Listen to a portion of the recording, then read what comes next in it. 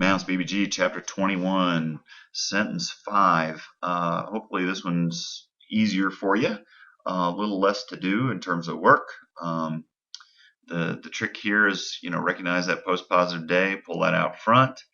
In the absence of any other context, I'd say, just treat it as an and.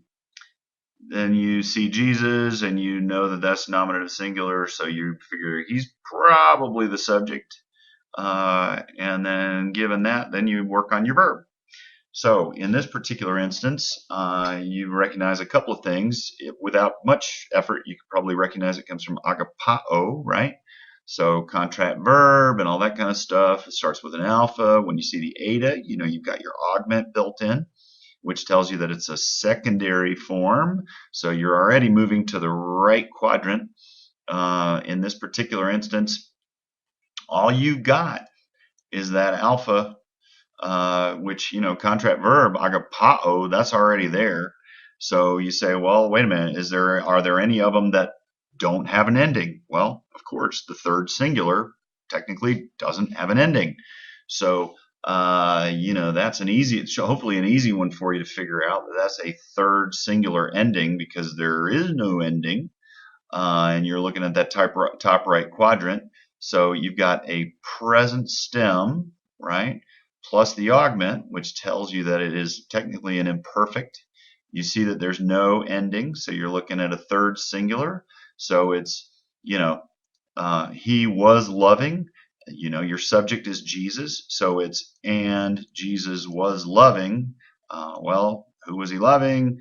And then you have all this stuff following, but hopefully, like I said, you recognize all these news. Look at all the news all the way across, pretty much, except when it's, you got a possessive idea here with the genitive, but everything else pretty much lines up as part of the direct object about what Jesus was loving. So, then you pick it apart. Jesus was loving.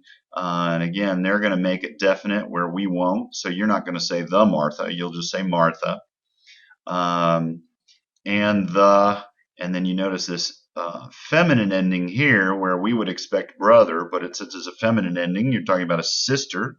And he just mentioned Martha, so it makes sense that you're going to have Jesus was loving Martha and the sister of her, because again, you got a genitive, but it's feminine, so it's her, her sister, and again, you're not going to translate that because it's definite for us when you take this and say Lazarus. Hopefully you recognize that pretty easily. So running back, and Jesus was loving Martha and her sister and Lazarus. Easy enough.